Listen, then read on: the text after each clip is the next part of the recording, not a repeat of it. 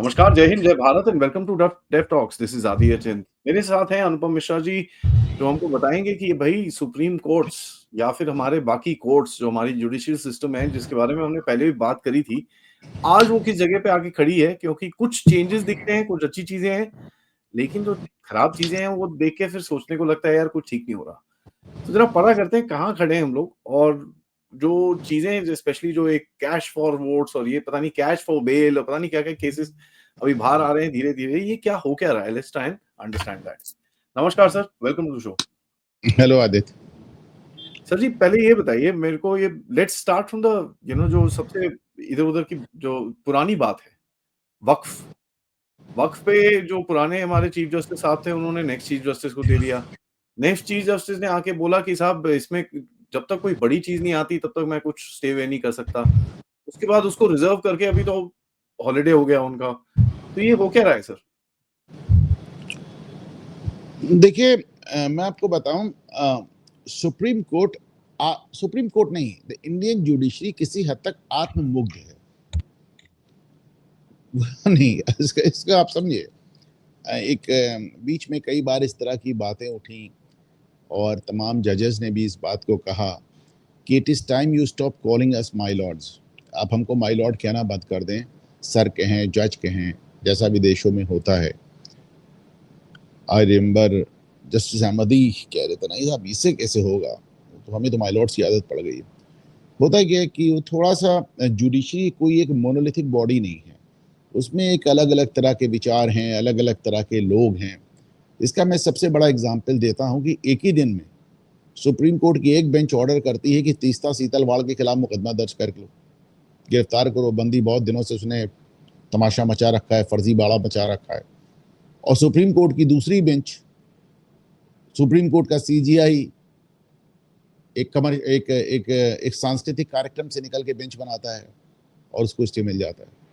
तो supreme court की दो अलग बेंचेस कैसे काम कर रहे हैं, सुप्रीम कोर्ट का सीजीआई कैसे काम कर रहे हैं, मतलब सबके अलग अलग अपने विचार हैं, अपनी अपनी आइडियोलॉजी है। अभी जस्टिस संजीव खन्ना ने कहा था कि जब हम इस बेंच पे बैठते हैं तो ना हमारा कोई धर्म होता है, ना हमारी कोई जाति होती है, ना कोई विचार होता है। मैं नहीं मानता, ये सच नहीं। मैं नहीं मानता कि बेंच कोई ऐसी जगह है जहां पे बैठने मात्र से आप इंसान से भगवान हो जाते हैं। बेंच संवैधानिक रूप से एक बड़ी चीज है, लेकिन वहां पे बैठते ही इंसान भगवान हो जाता है, ऐसा संभव नहीं है। ऐसा संभव नहीं है कि जिस दिन आप एलिवेट होते हैं, मिनिमम कम से कम आप 45 साल की आपकी उम्र होनी चाहिए। 45 साल की उम्र तक आपकी कम से कम 20 साल की वकालत हो जाती है। 46, 47, 48 में आप प्रमोट होते हैं तो आप 20-22 साल की वकालत करते हैं। अलग अलग क्लाइंट्स की तरफ से आप पेश होते हैं, अलग अलग मुकदमे करते हैं, अलग अलग, मतलब आपकी एक, मतलब 45, 46, 47 साल तक आपकी एक विचारधारा बन जाती है। और ये सोचना कि जिस समय आप बेंच की सीढ़ियां चढ़ेंगे, जिस दिन आप एलिवेट होंगे, उस दिन आपकी सारी विचारधारा खत्म हो जाएगी, आपकी सारी मेमोरीज खत्म हो जाएंगी, आपके सारे विचार समाप्त हो जाएंगे, आप इंसान से देवता हो जाएंगे। ये अपने आप में एक यूटोपियन विचार है, परंतु संभव नहीं। तो हर आदमी की अपनी एक विचारधारा होती है। एक ही कोर्ट में अलग अलग तरह के जजमेंट्स आते हैं, एक ही कोर्ट में अलग अलग तरह की बातें होती हैं।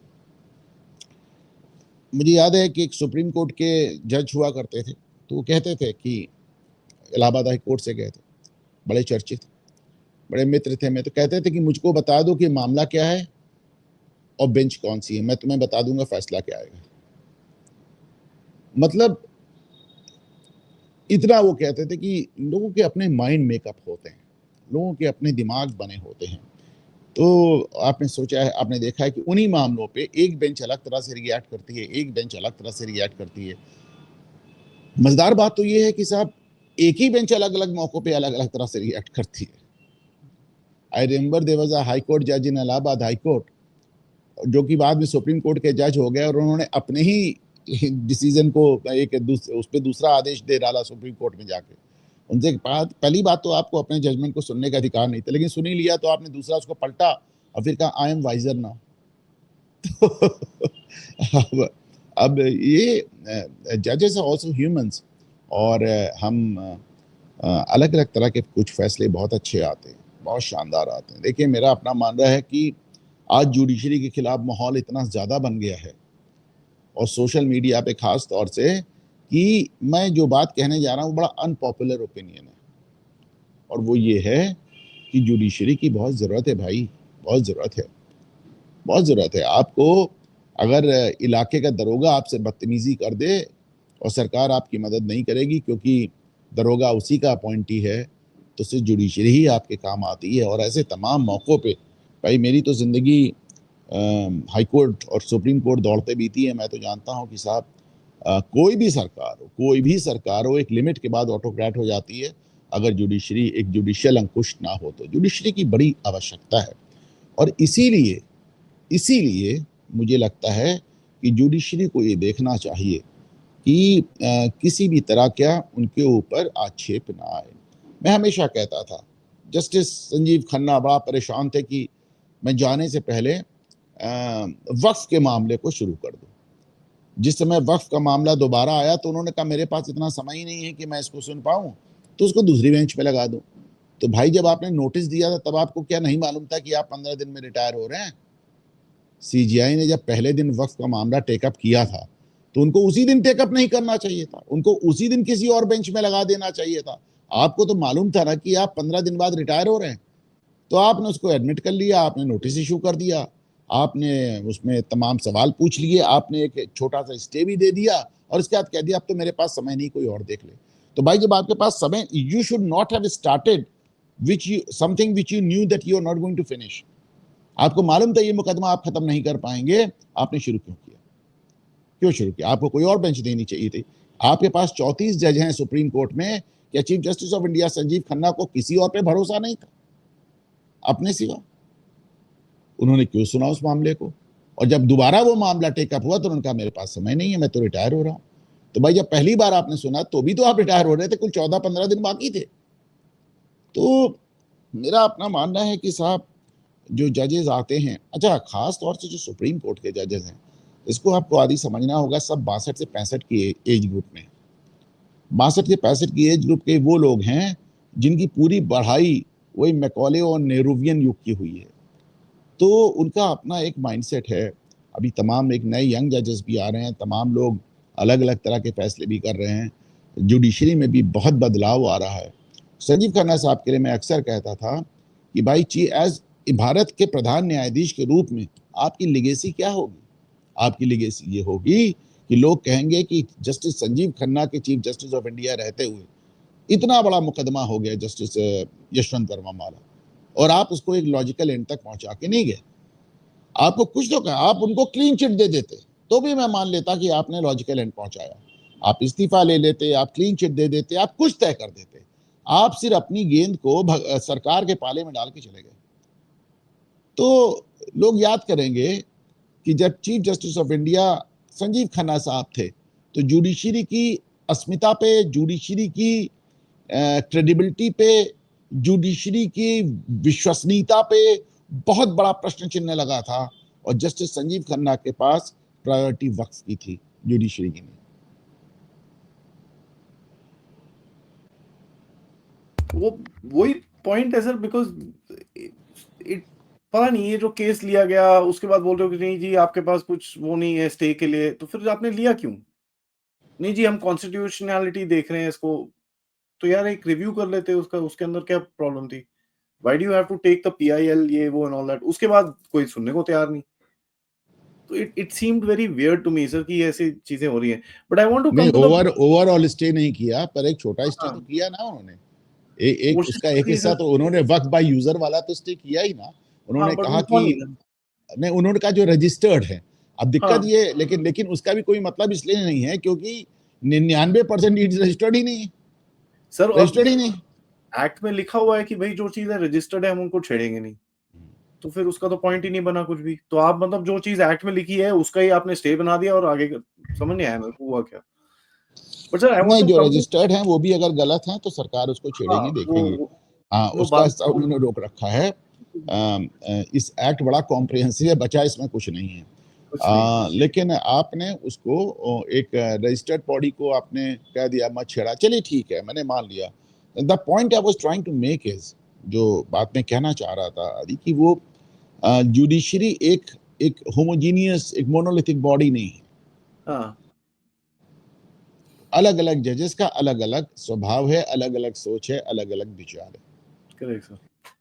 सर, मैं ये जो कल मुंबई हाई कोर्ट से 3 जजमेंट्स आए, एक वो किसी येमेनी को रिलीज़ कर दिया, वो लड़की जिसने पाकिस्तान को सपोर्ट करा उसको छोड़ दिया, और एक और मतलब it's not the judgement which is important, it's the manner कि भई इस टाइम पे, और वो हाँ, टर्किश फर्म वाला जो जजमेंट था।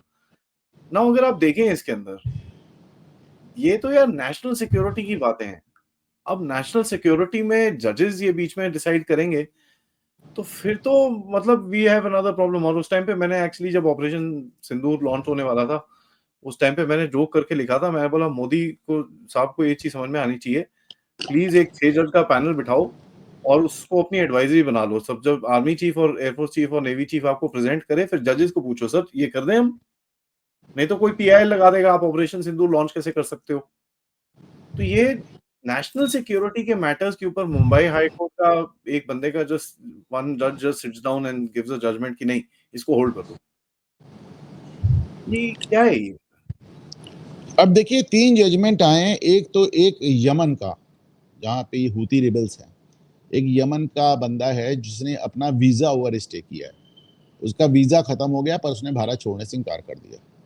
तो ज़ाहिर-सी बात है पुलिस ने उसको पकड़ लिया। तो इन्हीं जज साहब ने उनको भी छुड़ा दिया। एक बंदी है जिसने ऑपरेशन सिंदूर को हिंदुत्ववादियों का आतंक कहा और पाकिस्तान ज़िंदाबाद के नारे लगाए। जज साहब ने उनको भी छोड़ दिया और उन्होंने तुर्की की इस कंपनी को भी रिलीफ दे दी, जिसके लिए हमारे पास पर्याप्त सबूत नहीं कहूँगा लेकिन एक सर्कमस्टेंशियल एविडेंस मौजूद है कि ये कंपनी अर्दोगान की लड़की की है। और अगर ना भी हो अर्दोगान की लड़की की तो एक टर्किश कंपनी है। आज के हालात में उनका हमारे यहाँ कोई रहने का लोकस नहीं बनता। तो 3 फैसले एक ही जज साहब के आए हैं और बड़े यंग जज साहब हैं, अभी उन्होंने जुडिशरी जॉइन की है। तो इसको लेकर काफ़ी बवाल चल रहा है। बाकी चीज़ों को छोड़ भी दें, तो मेरा मानना है कि भारत की देश की फ़ॉरेन पॉलिसी आप नहीं तय कर सकते और ये तो foreign policy at the time of war है। हम तो एक दुश्मन देश के साथ निपट रहे हैं। अगर आपके जजमेंट दुश्मन देश के हक में जा रहे हैं, तो it is for the judiciary कि वो खुद भी एक बार अपने आप को सोचे। लेकिन थोड़ा-सा मुझे भारत सरकार से भी गिला है। जब ममता बनर्जी के खिलाफ वेस्ट बंगाल हाई कोर्ट का ऑर्डर आया तो उन्होंने पहला सवाल जवाब ये दिया कि मैं बिल्कुल नहीं मानती, मैं सुप्रीम कोर्ट जाऊँगी। जब मुस्लिम पक्ष के खिलाफ अभी संभल में जजमेंट आया, काशी मथुरा में आया, उन्होंने बिल्कुल नहीं मानते, हम सुप्रीम कोर्ट जाएँगे। सरकार को भी इस तरह के बयान देने चाहिए कि we don't agree with the judgement, we will challenge it in the supreme court. हम इसको सुप्रीम कोर्ट जाके चैलेंज करेंगे। तो सरकार को भी थोड़ा और असर्टिव होना पड़ेगा और ऐसा नहीं है कि सरकारें असर्टिव होती नहीं हैं। मनमोहन सिंह, जिनको हम मौन मोहन सिंह कहते थे, उन्होंने 1 बार नहीं, 2 बार नहीं, 3 बार सुप्रीम कोर्ट से कहा मुझे अपना काम करने दीजिए, मेरे काम में दखल नहीं दीजिए और तीनों ही बार सुप्रीम कोर्ट बैकआउट कर गई। ऐसा नहीं कि नरेंद्र मोदी की सरकार असर्टिव नहीं हुई। एससी-एसटी वाले मामले में आपने सुप्रीम कोर्ट का पूरा फैसला ही बदल दिया। तो जहाँ करना चाहा आपने कर लिया, ऐसी बात नहीं। और आपने देखा कि 2 जजों की बेंच ने बैठ के राष्ट्रपति को एक टाइमलाइन से बाँध दिया। तो उसमें भी इनका, जैसा मैं उस दिन आपसे बात कर रहा था कि Narendra Modi believes in giving a long rope, such a long rope that you are able to hang yourself. इतनी लंबी रस्सी आपको देंगे कि आप उससे खुद ही फांसी लगा लें। तो उन्होंने भी देखिए उसका रिव्यू नहीं डाला, उसको चैलेंज नहीं किया ऑर्डर को एक लार्जर बेंच में। उन्होंने सिर्फ समय लिया और उसके बाद राष्ट्रपति से 14 सवाल लिखवा के भिजवा दिए, जिसका जवाब देना बड़ा टफ हो जाएगा। ये क्या था सर जो राष्ट्रपति से 14 सवाल पूछे गए राष्ट्रपति की तरफ से? 14 सवाल का एक सिंपल सी चिट्ठी आई। पहले तो सुप्रीम कोर्ट की एक सुप्रीम कोर्ट का एडवाइजरी रोल होता है, जहाँ वो जी, सरकार को सलाह दे सकता है। बहुत रेयर होता है कि सरकार सलाह माँगती है, लेकिन माँगा है इस बार और उनको देना है। और वो सवालों की जो फ्रेमिंग है, जो प्रश्नों को जिस तरह लिखा गया है, जो उनकी फ्रेज़िंग है, वो बड़ी दिलचस्प है। वो बड़ी दिलचस्प है, जिसमें वो पूछते हैं कि आपके फलाँ आर्टिकल की कोई मियाद है कि वो अनलिमिटेड है? आपकी क्षमता की, आपकी ताकत की कोई मियाद है या फिर वो अनलिमिटेड है?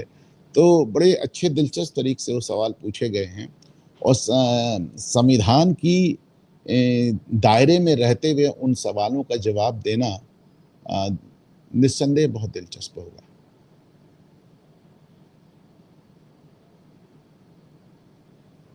यू नो अभी तक तो कोई जवाब आया नहीं सर, ना मुझे दिखता है कोई आएगा। नहीं आएगा, 100% आएगा, 100% आएगा। ऐसे मत बोलिए आप। इसको समझ लीजिए कि अगर राष्ट्रपति ने सलाह मांगी है तो सुप्रीम कोर्ट देगा, 100% देगा, ना देने का। बल्कि सुप्रीम कोर्ट की दी हुई सलाह सरकार पे बाध्यकारी नहीं है। सरकार सलाह लेकर भी कुछ और कर सकती है, परंतु सुप्रीम कोर्ट जवाब ना दे, ऐसा संभव नहीं। ये इंटरेस्टिंग है। देखिए they are taking their time, और उसके भी कई कारण हैं।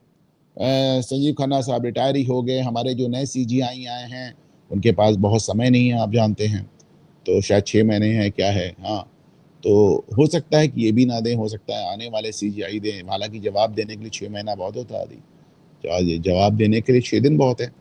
तो और आप तो भाई, supreme court is suppose to be the ultimate, मतलब उनका जो आर्बिट्रेशन ऑफ दिस कॉन्स्टिट्यूशन है वो तो अल्टीमेट है।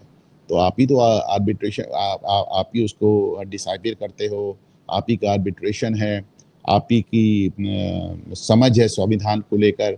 आपसे ज़्यादा संविधान कोई नहीं जानता, एटलीस्ट ये धारणा है। तो आपको लिए उन सवालों का जवाब इतना ज़्यादा मुश्किल नहीं होना चाहिए। मुश्किल तो नहीं होना चाहिए सर, बट जवाब will create a lot of problems, क्योंकि ये चिट्ठी जो गई है वो पब्लिक डोमेन में गई है, तो जवाब भी पब्लिक डोमेन में आएगा। जवाब पब्लिक डोमेन में आए ना आए, सरकार उसको पब्लिक डोमेन में डाल देगी, और देगी। जैसे ही डालेगी पूरी कंट्रोवर्सी वापस, मतलब वो बोलते हैं ना, जो पुराना एक घाव है, ये घाव अभी जो कंट्रोवर्सी बनाया वाली हुआ है। बात नहीं है। ये चिट्ठी इसलिए लिखी गई है कि सुप्रीम कोर्ट को उसके दायित्व, सुप्रीम कोर्ट को उसका फर्ज, और सुप्रीम कोर्ट को उसकी सीमा याद दिलाई जा सके।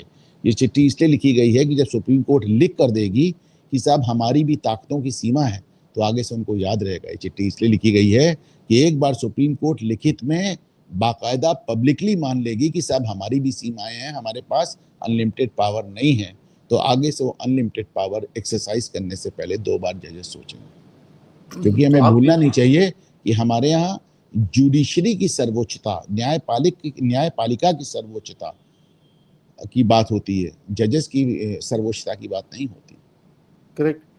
तो इसका पर्पस क्या है सर? देखिए, आप इसको 2 तरह से टैकल कर सकते थे। या तो आप इसको हार्ड ले जाके, भाई समन करो जजेस को, बुलाओ वहाँ नहीं, पर, क्या है नहीं, आप ये वो। सबसे आसान था, आप अध्यादेश लाके इसको ओवररूल कर सकते थे। हाँ, आप कर सकते थे। उससे होता क्या सर, ठीक है, एक इम्पैक्ट हो जाता, अगला वाला कोई और आता तो वो अपनी फिर से स्टोरी शुरू कर देता। नहीं, वो अपना नरेंद्र मोदी गवर्नमेंट का। सरकार का स्टाइल है, हर चीज को एकदम परमानेंट इलाज करने की कोशिश है कि भाई हम हाँ, सुप्रीम कोर्ट से ही पूछ लेते हैं कि भैया आप ही बता दो कि कितने ताकतवर हो आप मैं ज्यादा वही ताकतवर हो कि संविधान ज्यादा ताकतवर है, कि किसकी ताकत की कोई सीमा है या नहीं है, तो सुप्रीम कोर्ट से ही कहला लो। तो वो उन्होंने इस मामले का, जिसे कहना चाहिए एक मुस्तकिल इलाज, एक परमानेंट इलाज करने का प्रयास किया। तो ये गवर्नमेंट का क्या पॉलिसी हो सकती है? क्योंकि मीडिया के एक बाइट आई थी जहां पर हमारे जो नए चीफ जस्टिस साहब हैं उन्होंने बोला कि भाई neither the judiciary nor anything else, only the constitution is supreme. नहीं, उन्होंने ये हमारे स्टेटमेंट सीजीआई ने एक नई बात भी बोली है, जो कि मैंने आज तक किसी चीफ जस्टिस को बोलते नहीं सुनी। जी। क्योंकि जुडिशरी में हमेशा एक बात कही जाती है कि हमें फर्क नहीं पड़ता कि जनता क्या सोचती है, हम सिर्फ और सिर्फ संविधान को लेके चलते हैं। हम्म, हम्म। ये हमारे नए सीजीआई साहब ने कहा कि जनता के विचारों से और जनता के व्यूज से जुडिशरी अलग नहीं रह सकती। ये कहने वाले जस्टिस गवाई भारत के पहले सीजीआई हो गए। तो डिजायर्ड इफेक्ट। डिजायर्ड इफेक्ट मतलब वो जो कहना चाह रहे हैं वो बेसिकली कि हमको ये भी देखना पड़ेगा कि हमारे आदेशों का जन साधारण में क्या व्यूज आता है। और एक बात आप समझ लें अधिक, कि चाहे कार्यपालिका हो एग्जेक्टिव, चाहे न्यायपालिका हो जुडिशरी, और चाहे ये आपका लेजिस्लेटिव बॉडी हो पार्लियामेंट संसद, और चाहे संविधान हो, ये सब for the public by the public of the public. In that's the sub के, पॉइंट। हाँ, अगर सब चीज के रूट में संविधान है, तो संविधान के मूल में जन साधारण है, जनता का मत है। तो आप सर, कोई भी ये नहीं कह सकता कि जनता क्या सोचती है, हमें फर्क नहीं पड़ता। एज अ सिटीजन मैंने तो कभी जुडिशरी से कभी ये नहीं सुना कि यार we are working for the people. नहीं, वो कहते हैं we are working for the constitution which is fair, which is fair. इसीलिए मैं कह रहा हूं कि ये पहले सीजीआई हुए हैं जिन्होंने कहा है कि हमें इस बात का भी ख्याल रखना पड़ेगा कि जनसाधारण हमारे बारे में क्या सोच रहा है, और जनता की राय से जुडिशरी एकदम अलग नहीं रह सकती। This is huge. इस बात पे बहुत चर्चा नहीं हुई, इसको बहुत प्ले अप नहीं किया गया, पर ऐसा कहने वाले जस्टिस गवाई भारत के पहले प्रधान न्यायाधीश हैं। सर ये अगर आप इसको थोड़ा कॉन्टेक्स्ट में लेके let's go to justice Verma. No, justice Verma का केस पूरे देश के अंदर आक्रोश है इसके भाई बारे में। जस्टिस वर्मा एक वो कैच 22 वाली पोजीशन में, भाई अगर वो रिजाइन कर दे तो उनके खिलाफ एफआईआर हो जाए। आप इसे समझे ना, कि तो मतलब उनको जो एक कॉन्स्टिट्यूशनल प्रोटेक्शन है आज की तारीख में, किसी भी जज के खिलाफ कोई भी एफआईआर या कोई कार्रवाई नहीं हो सकती। सुप्रीम कोर्ट ने रूल किया है 92 या 93 में, किस केस में उन्होंने कहा कि किसी भी जज के खिलाफ कोई कार्रवाई नहीं हो सकती जब तक चीफ जस्टिस ऑफ इंडिया उसकी परमिशन ना दे। तो अभी उनको एक कॉन्स्टिट्यूशनल वो हासिल है, एक बचाव हासिल है। वो प्रोटेक्शन चला जाएगा जिस दिन वो रिजाइन कर देंगे। तो वो रिजाइन नहीं कर रहे हैं, और अब बात हो रही है महाअभियोग की। और देखिए, let us see what happens, because महाअभियोग का भी प्रोसेस इतना टिपिकल है कि आप सोच के देखें, हम 80 साल में एक भी जज को इम्पीच नहीं कर पाए। जस्टिस सौमित्र सेन वाले मामले में हम करीब जरूर पहुंचे थे, लेकिन उन्होंने हालात देखते हुए खुद ही रिजाइन कर दिया था। तो यहाँ पे भी उनको वही ऑप्शन मिल रहा है कि या तो आप रिजाइन करिए या हम आपको वो करेंगे। और अभी जो बीच में एक रूमर सा चला था जिसको काफी मीडिया ने भी प्ले अप किया, मैं बॉटम लाइन में ये बोलना चाहता हूँ, ये रूमर है, इसके You पास know, में। Adi, you know, Adi, Justice Yashwant Verma is living just across the road. अच्छा। ये जो चला था सर कि पार्लियामेंट का एक वो बुला के इनके इनके लिए इनको इम्पीचमेंट की बात करी जाएगी, तो इसके बारे में भी बीच में काफी शुरू हुआ था। 3-4 दिन टीवी पे काफी डिबेट्स हुए कि नहीं जी ये तो this is the right move and this and that, and people people said okay. तो अभी तो वो आएगा पार्लियामेंट मॉनसून सेशन, तो आपको लगता है कि एक एग्जांपल क्रिएट करने के लिए गवर्नमेंट कुछ ऐसा काम करेगी? मुझे लगता है कि judiciary when it comes to their own they are very protective, they are very protective. लेकिन सरकार भी इसको लेट गो करने के मुद्दे में नजर आई। आप देखिए, हमारे वाइस प्रेसिडेंट ने बाकायदा बयान दिया कि न्यायपालिका यदि ये सोच रही है कि वो इसको इतना लटकाएगी कि लोग भूल जाएंगे, तो गलतफहमी में। ये हमारे धनखड़ साहब ने बयान दी।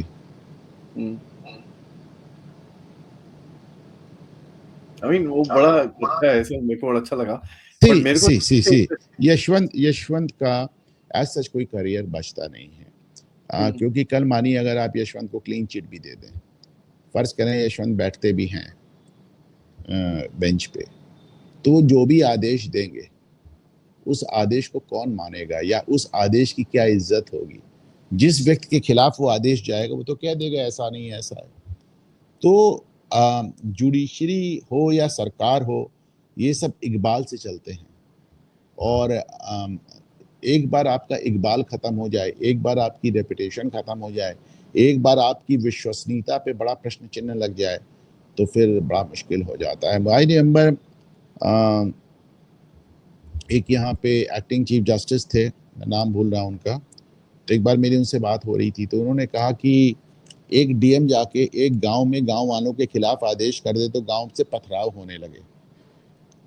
लेकिन हमें देखिए, हम बीच कोर्ट में बैठते हैं, और अगर कोर्ट में 300 वकील मौजूद होते हैं तो 200 के खिलाफ जजमेंट देते हैं, और उसके बाद भी वो वकील सर झुका के कहते हैं ओब्लाइज माय लॉर्ड।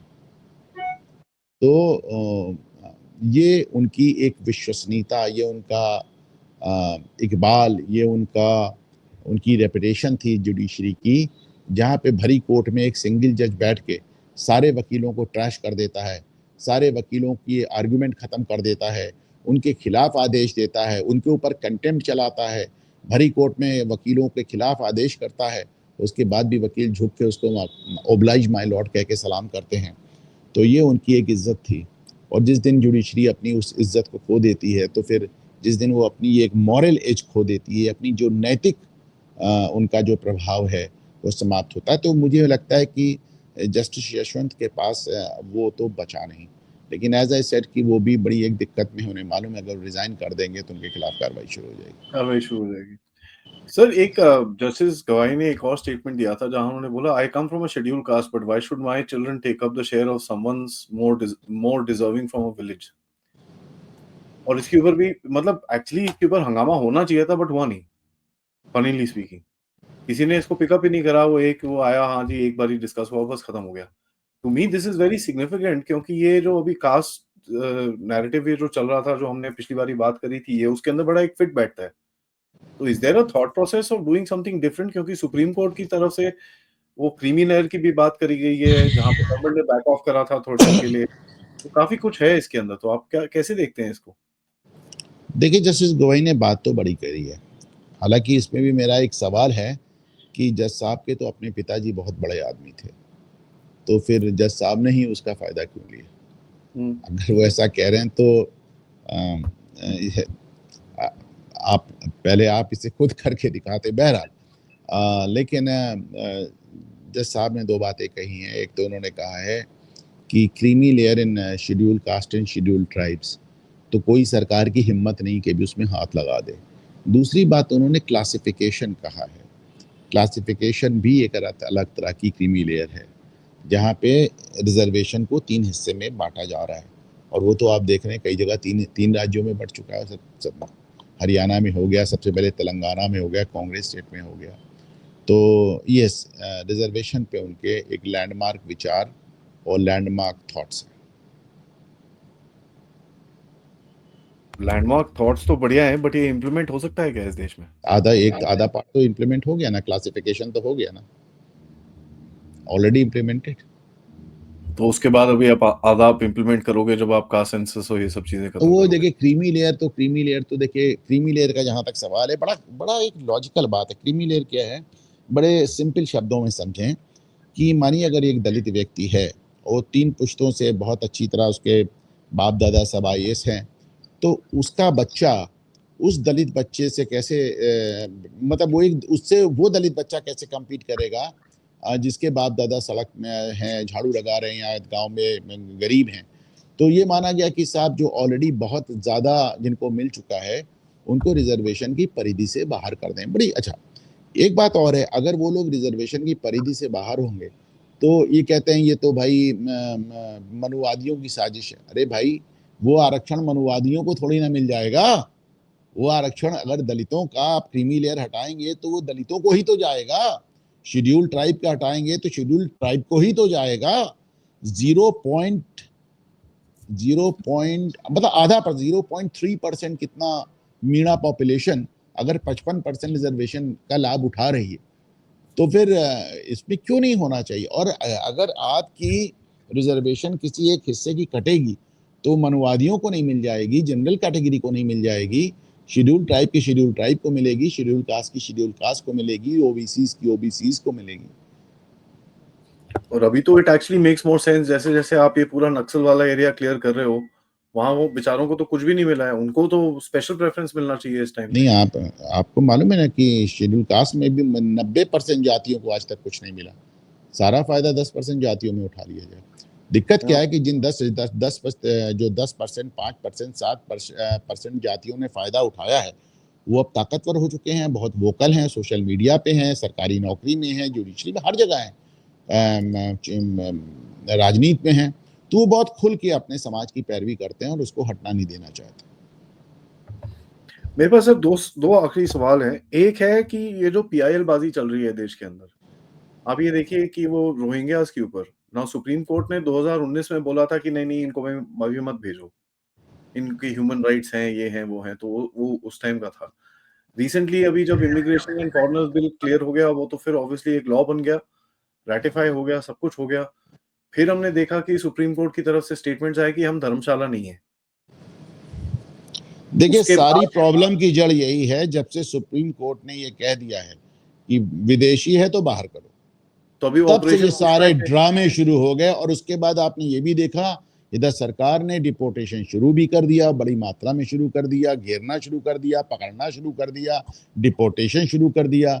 तब ये मनगढ़ंत फर्जी मनोहर कहानियां लेके सुप्रीम कोर्ट जाने लगे, जिसको हमारे जज साहब ने कहा भी, जस्टिस सूर्यकांत ने, कि तुम यहाँ कहानियां बना के आते हो, तुम झूठी कहानियां बना के हमको सुना रहे हो, बिना सबूत के सुना रहे हो। उसके बाद आपने हर्ष मंदर जैसे पाजी लोगों को ये भी कहते सुना, कह रहे भाई छोड़िए बाकी कहानियां, हमारे पास जो लोग हैं हम उनको, क्या हमारा दिल इतना बड़ा नहीं है कि हम उनको नागरिकता दे सकें, वगैरह वगैरह, सीधे खुल के खेलने लगे वो तो 22,000 की बात करते हैं, जबकि संख्या लाखों में है, आपको भी मालूम है, कुछ लोग करोड़ों में कहते हैं। तो ये सब चूंकि जब से सुप्रीम कोर्ट ने अलाउ कर दिया डिपोर्टेशन, तब से ये पूरा एक जिसे कहना है पूरा एक टूल किट लग गया है कि किस तरह मीडिया में, जुडिशरी में, न्यूयॉर्क टाइम्स में छप रहा है कि भारतीय पुलिस लोगों को हाथ पैर बांध के पुलिस में पानी में फेंक दे रही। What nonsense, what nonsense. इतनी बड़ी घटना हो जाए, सुनिए मेरी बात, किसी को एक लपड़ मार दीजिए तो उसके 16 वीडियो आ जाते हैं।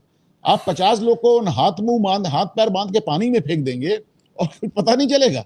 What nonsense. नहीं सर, यूएन के अंदर मेंशन हो गया इसका। यूएन की, हाँ, भारत पे खास कृपा रहती है।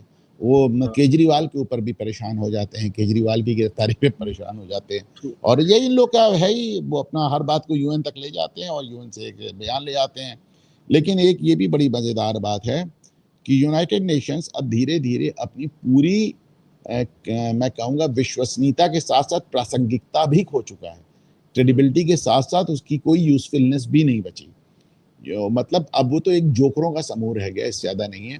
मैं सोशल मीडिया पे बहुत कटु शब्दों का प्रयोग करने से बचता हूँ और गाली गलौज तो कभी नहीं करता हूँ आदि, लेकिन यूनाइटेड नेशन सिर्फ एक जोकरों का समूह रह गया है जिसका कोई मतलब नहीं।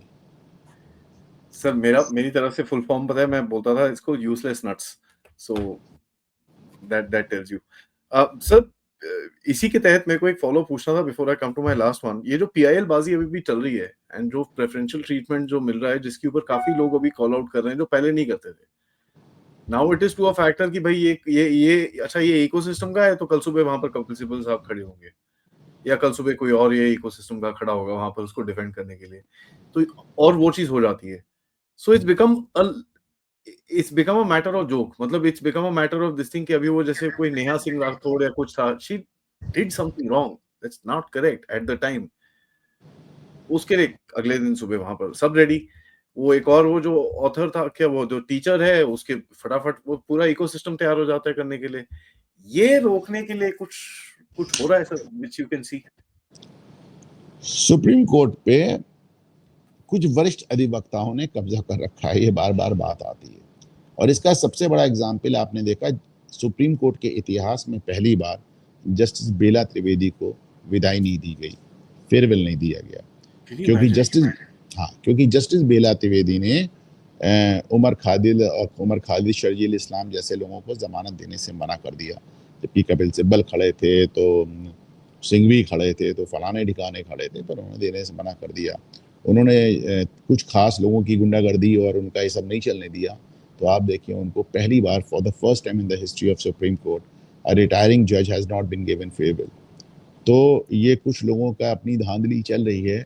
लेकिन एक चीज़ बड़ी अच्छी है अदी, कि सोशल मीडिया आने के बाद अब कोई बात लुकी छिपी नहीं रहती, हर चीज़ सामने आती है, हर चीज़, और सबका धीरे धीरे इलाज भी होता है।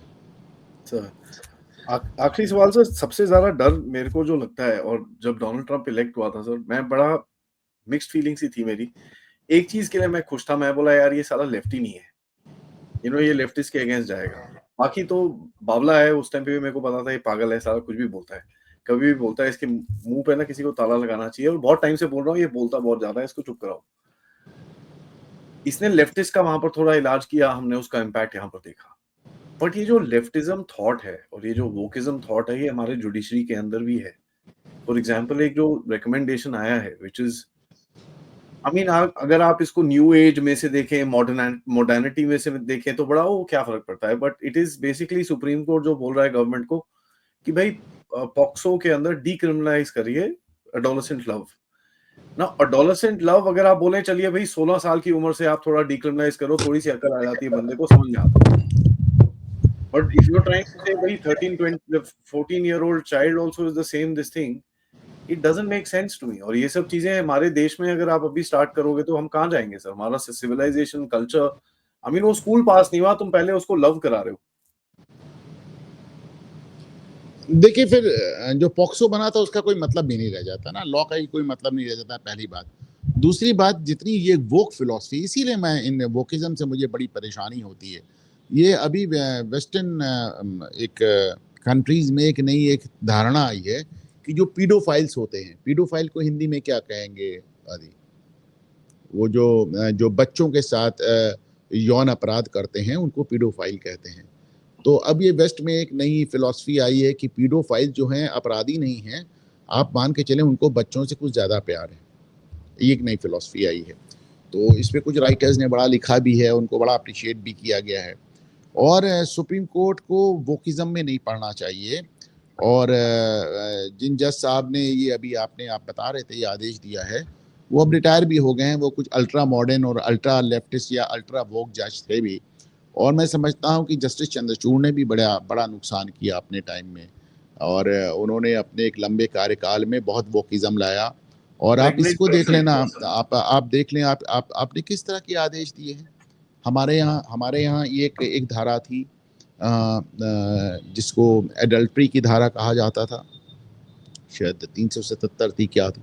तो उसमें ये होता था कि यदि आप एक शादीशुदा औरत से संबंध बनाते हैं तो आपको 5 साल तक की सज़ा हो सकती है।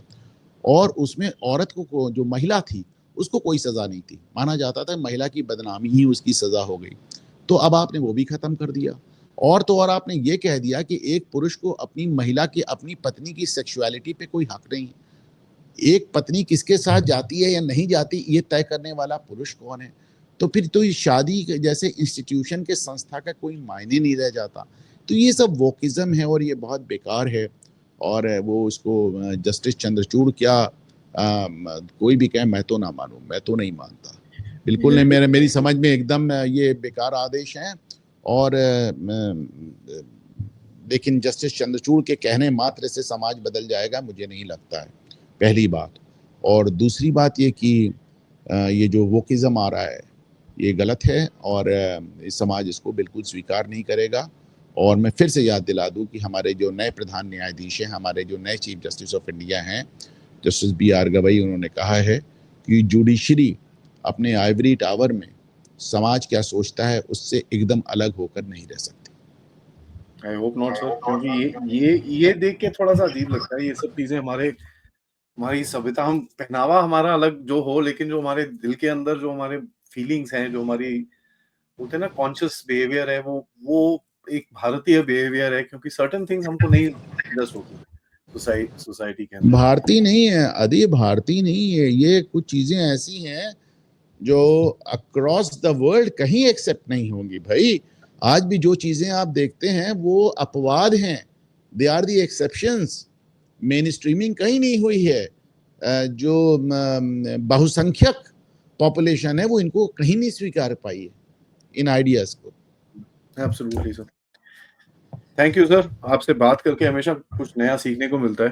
एंड ये इन चीजों पे हमारी पब्लिक का एक गुस्सा है, बट मेरे हिसाब से हमको थोड़ा ऑब्जेक्टिवली देखना पड़ेगा। 70-80 साल से ये सिस्टम चला आ रहा है, इसको एकदम से एक पलक झपकते NJAC ला दो जी और सारे बदल जाएंगे अगले दिन सुबह नहीं, मैं एक एकदम बात और यस। बताऊं, पलक जी, झपकते ही एक दिन में बदलने का कोशिश जो होती है वो कैसे नाकामयाब होती है, ये हमने ट्रम्प के रूप में देख लिया है।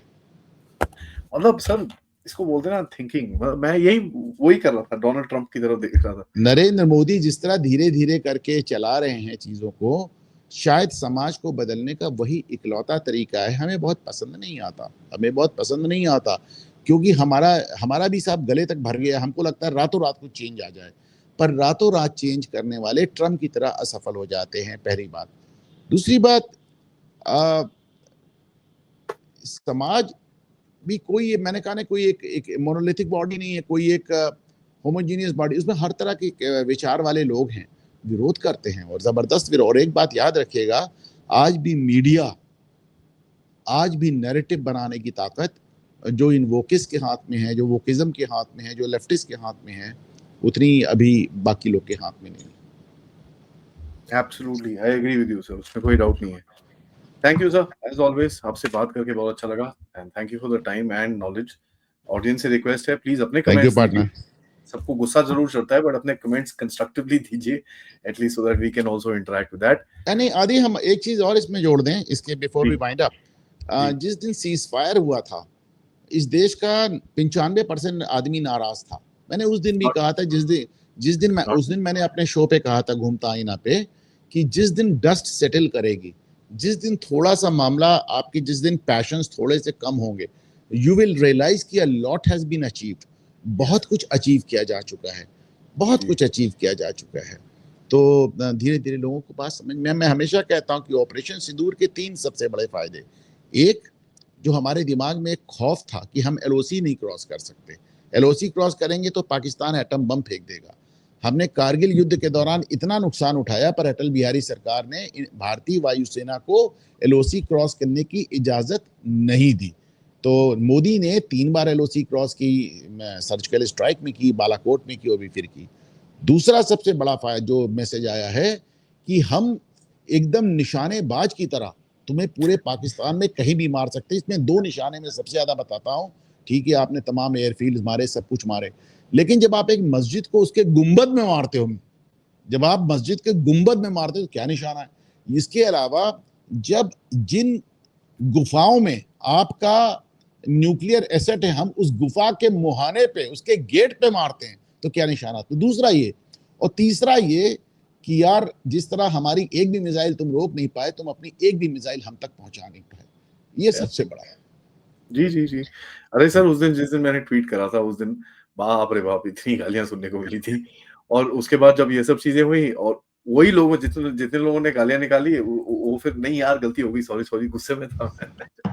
कोई बात नहीं, इट्स ओके, होता है ये सब। Thank you sir, thank you so much, नमस्कार। थैंक यू, नमस्कार, नमस्कार।